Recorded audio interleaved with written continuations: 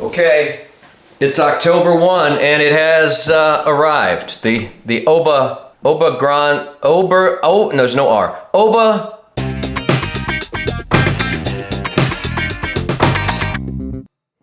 Hi, I'm Bob and this is Light Night Dial. It is October 1st and as promised, IKEA has come out with their first turntable in a long while, the Obagran Sod. Hey, that sounded pretty good. I think I nailed it. Made in China. The box weighs in at 5.8 pounds, rather light, doesn't inspire confidence right off the bat. A pair of Jordans in the box are about 3.8 pounds, so that'll give you some reference.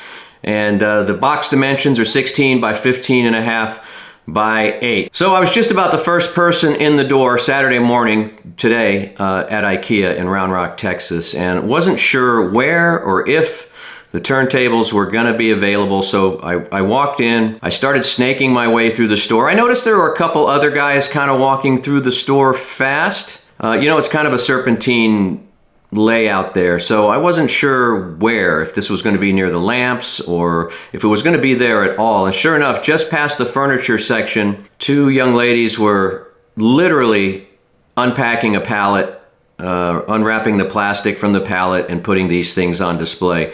It's part of a whole kind of media line that IKEA seems to be doing, some new shelving. I bought a bag that you can put vinyl in, like a vinyl carrying bag that was like $3.50, and they've got some other things, some racks and shelves for DJs and things like that. So, you know, I just took a quick look at it, grabbed a couple boxes and put them in the cart and went straight to the checkout. So what we're going to be doing today is an unboxing and a quick look at the new turntable from IKEA. Is it a toy? Can it make music? Does it have any special sauce at all? Can you hot rod it? All these questions and more hopefully will be answered in the next few minutes. All right, there's one other thing I wanted to tell you right off the bat before we get started, in case you don't even watch this unboxing and you're rushing to your local IKEA to get the Obagran. See, didn't roll off the tongue that time. There's a little indication on the box where it says excluded. And I panicked at first. You see that black box there where it says excluded? And then it looks like the top profile to me of a cartridge. And I thought, oh my goodness, did it not come with a cartridge?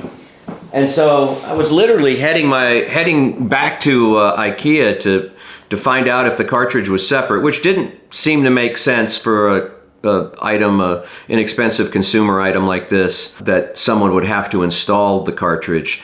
But what someone indicated to me online, that it's the USB plug, the 5-volt plug that goes into the wall. That's what that was, not a cartridge. So I was relieved that I didn't have to make a second trip back to IKEA. So just to give you a little warning on that, don't freak out if you see that little black box and think there's not a cartridge inside. There is some kind of AT cartridge included. All right, now let's get to the unboxing. All right, so here we go. We got it up in the media room here, and we've got the sharp knife. We're going to try not to cut too deep because there's a lot of plastic in there. I just felt something hard right there. Maybe I went a little deep. No, I think we're good. All right. Here we go. Kind of unusual that it opens from the side.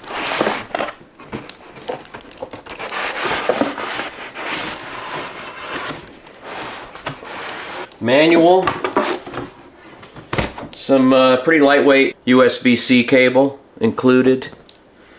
And pretty utilitarian RCA to mini stereo cable. We'll get these little. It's extremely light. It's extremely light.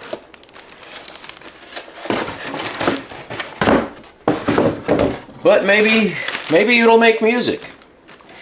It's hard to tell. Wow, it's light. I can't get over it. I thought in the pictures that it was going to be made out of maybe some kind of MDF, at least the body, the plinth, as they say. There you go. Let me hope you can see it there. Protecting the spindle. Again, I'm not even sure if, wow, it is a very lightweight plastic platter with a lot of play. I don't think it can be removed. And there you can see the flat belt. So again, it doesn't mean that it's not going to work, but it's extremely light. I think in the pictures it has more substance. It looks like it comes with an AT cartridge. You can see the white cartridge there. I do not think... Well, the head shell may be removable. I see a screw. I see a screw on the bottom. Actually, it looks like a ground. So I don't believe that this is removable. And it looks like the head shell is also plastic. The arm, I believe, is some kind of aluminum or metal. So that's encouraging. There's an arm lift lever here.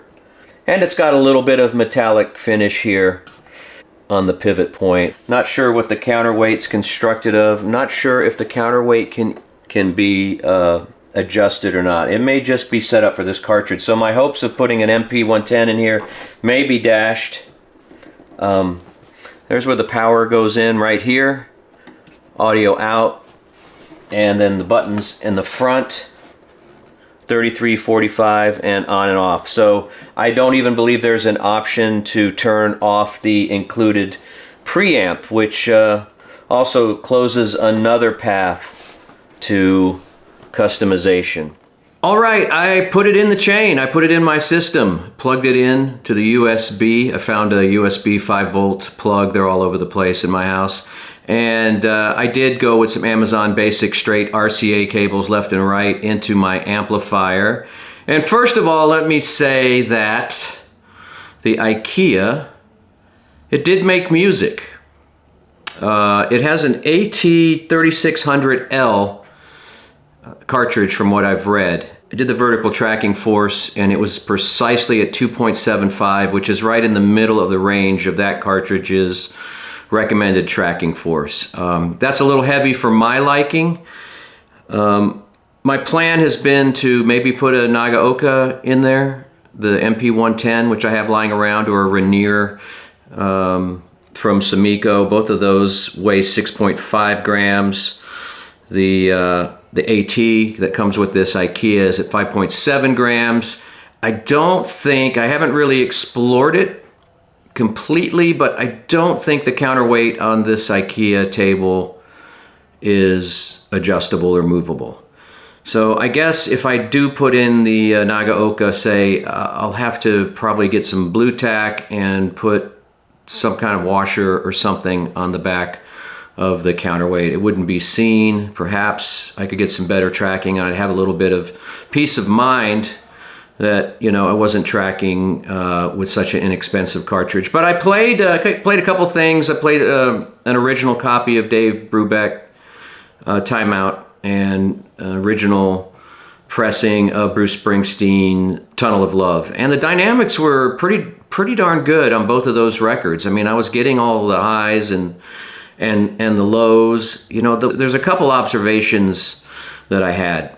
And some of them are a little disturbing. I mean, the wobble on the platter is just light plastic. I can't imagine that it weighs more than just a few ounces. And there's a visible wobble as the table is turning. It's not crazy, but you can see it. I tried to put a hard acrylic mat that I had on it to just kind of give it a little more substance, but it really didn't make a difference. Maybe it made it wobble more. I don't know.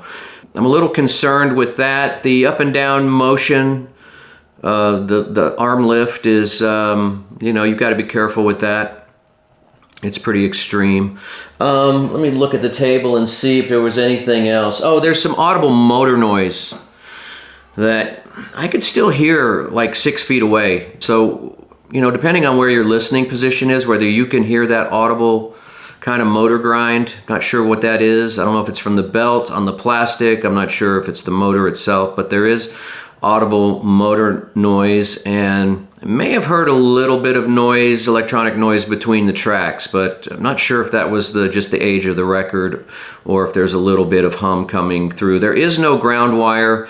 From what I can tell, the cartridge is grounded to the tone arm, so it must be a metallic tone arm, but everything is as I've indicated, and you can see from the pictures, is pretty plastic. Yeah, that's about it. I'm looking back at it now just to see. It did make music. I mean, it wasn't horrible. I'm gonna try to hot rod it with that Nagaoka cartridge.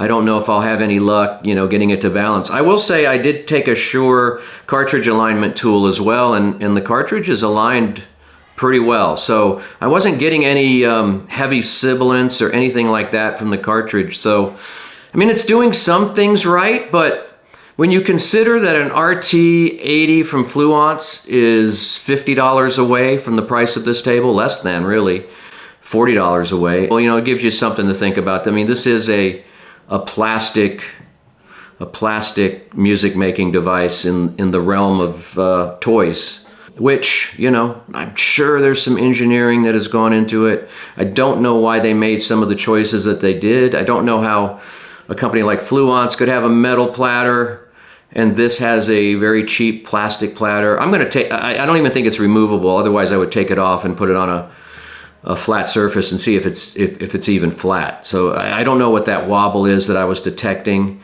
I'm gonna work on that. I'm gonna try to find some kind of fix for that. So I think I'll keep this table, experiment with it, Frankenstein it a little bit, see what upgrades. You know, there aren't many upgrade paths with this turntable, so beware, okay? You know, if you got 159 bucks and you just wanna have some fun, you know, maybe you've got a rental property or a lake house or something, I guess this would be a decent table, but I guess, I don't know even about decent, really, just because of the materials that it's constructed from. You know, with Fluence being just 50 bucks away, you've got to consider that. So that is a quick look. The IKEA Obagran. So that's my unboxing and my quick impressions. Thanks for joining me on Light Night Dial, and we'll see you soon.